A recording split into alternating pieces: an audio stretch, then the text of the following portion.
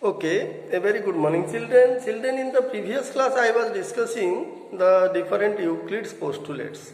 As I told you earlier, there are 5 postulates given by Euclid and postulate number 1 to 4 I had discussed. But the 5th postulate is a very important one. What is the 5th Euclid's postulate? Let us discuss today.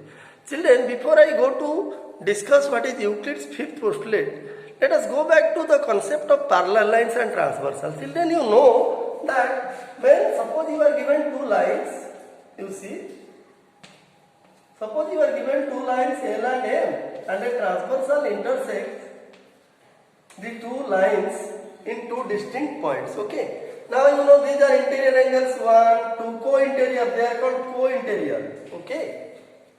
So you see 1, 2, 3 and 4, these are interior angles. Okay. Now, what will be the relation between 1 and 2? Children, you know that if 1 plus 2, these are interior angles lying on one side of this transversal. You see L and M are two lines, then N is a transversal intersecting the two lines in two distinct points. See, angle 1 and angle 2, they lie on one side of the transversal, angle 3 and 4, they lie on another side of the transversal. If angle 1 plus 2, you see, if angle 1 plus 2, that means sum of the interior angles, sum of this pair of interior angles lying on one side of the transversal N is 180 degree. Okay, we say 1 and 2 are supplementary. Okay. Now, then what will be the relation between L and M? Then clearly the two lines L and M will be parallel. We know this thing from junior classes. Okay. If 1 plus 2 is 180 degree, then L and M will be parallel. Similarly, if 3 and 4, look at the other pair of interior angles lying on the other side of the transversal N. If their sum is also 180, then also L and M are parallel. Okay. That means we know from junior classes that if the sum of a pair of interior angles lying on one side of a transversal is 180 degree, then the two lines are parallel. Now, what Euclid said, let us discuss. What is Euclid's 5th postulate? So, what Euclid said, see children, suppose he took two lines, see, suppose one is AB, the other is say CD, look at C and D.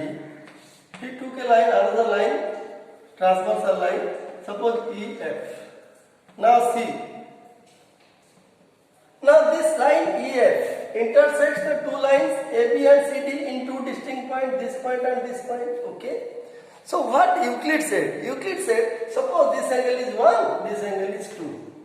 Now see, here angle 1 and 2 are what? A pair of interior angles lying on the left side of the transversal EF. Okay.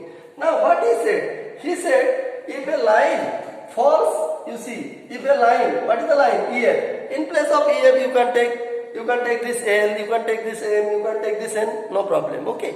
So, these are two lines, this is another line intersecting the two given lines in two distinct points.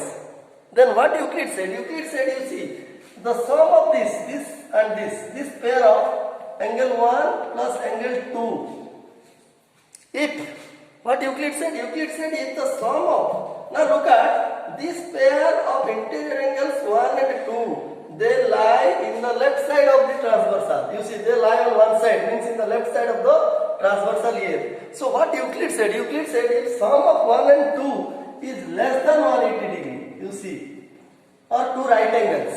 If the sum of this pair of interior angles is less than two right angles, then what will happen? Children, just now I discussed, if the sum of this pair of interior angle is equal to 180 degree, what will happen? These two will be parallel. Okay, because if the sum of a pair of interior angles lying on one side of transversal is 180 degree, then the two lines will be definitely parallel. But what Euclid said? Euclid said if the sum of this pair of interior angles is less than 180 degree, so what will happen? He said that if AB and CD will be produced, they will intersect at one point in the left side. Try to understand, it is a very sensitive thing to understand. AB is a line, CD is a line, EF is falling on it, okay, EF is a transversal. We cannot say AB and CD are parallel, it is not given parallel. Simply these are two lines, EF is a transversal line intersecting these in two distinct points forming a pair of interior angles say 1 and 2 in the left side of the transversal. Now what Euclid said if the sum of this pair of interior angles is less than 180, if 1 plus 2 is less than 180 degrees, then what will happen? If you extend AB and CD, since these are straight lines, they can be extended endlessly, we know it. Okay.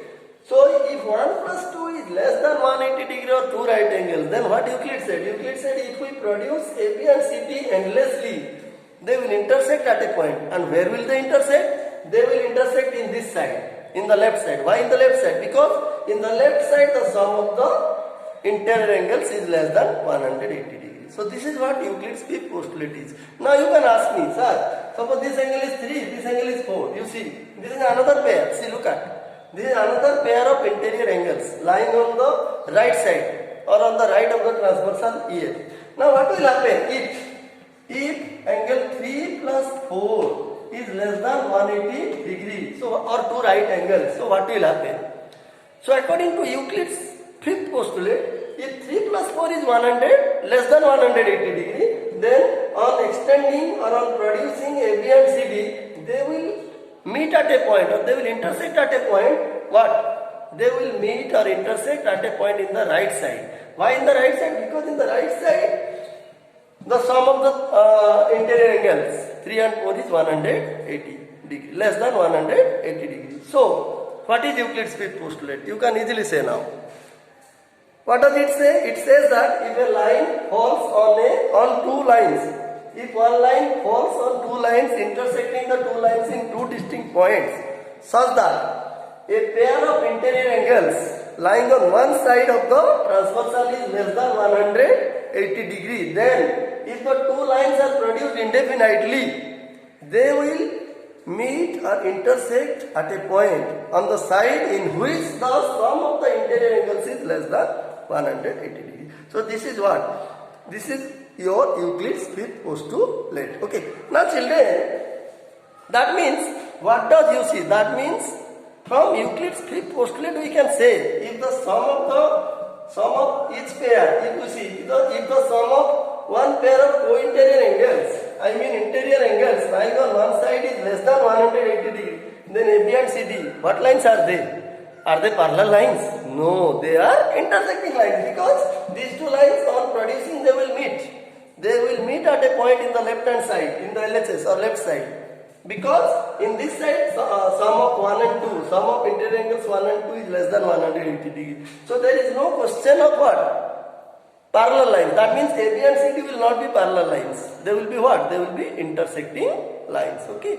So this is what Euclid's fifth postulate. Okay. Now what is the alternate form? See, what is the alternate version of this fifth postulate? I think you understood. If one line falls on, once again I am saying, if one line falls on two lines intersecting them in two distinct points such that the sum of a pair of interior angles is less than 180 degree or two right angles, then if we produce the two lines indefinitely, they will meet each other. They will meet each other. Where will they meet? They will meet each other in the side containing these two angles whose sum is less than 180 degree or two right angles. Okay. Now what is the alternate statement or what is the alternate version of Euclid's fifth postulate? Let us discuss. See children. See, suppose you consider a line L. Now take a point, suppose P. See, look at. What is the alternate version of Euclid's fifth postulate? This is a line L. Take a point P. This point P, look at. This point P does not lie on L. This point P does not lie on L. Now if I ask you, through this point you can draw how many lines? The answer is what? Clearly infinitely many. Now see, suppose I am drawing some lines, you see. Look at the figure. This is another line. Look at the figure. Another line, you see. Look at the figure. L is a line. P is a point. Not lying on it means not lying on L. Now through this point P, we can draw infinitely many lines. Suppose I have drawn 1, 2, 3. I have taken only 3 lines. 1 line, 2 line and 3 lines. See children, out of these 3 lines, P is a point not lying on L, and out of these 3 lines, look at this line. Suppose this line is N, you see. P is the point. Okay, P is a point through which I have drawn 3 lines. Now see, through this point P, we have drawn 3 lines. Now look at the line N. This N will be what? Only parallel to what? This line N will only be parallel to L. Do you think that this line and this line will be parallel to L? Clearly no. So this is also an alternate version or alternate form of Euclid's fifth postulate.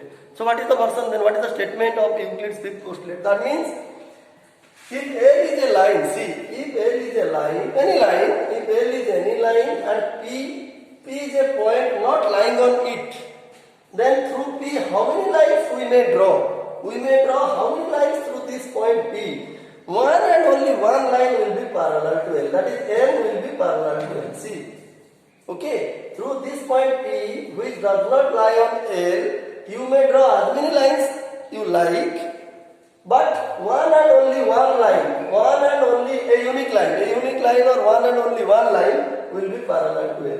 That means you see, we can say that you see this line and this line, if 2 lines are intersecting, we can say, suppose this is L and these are 2 intersecting lines. Look at.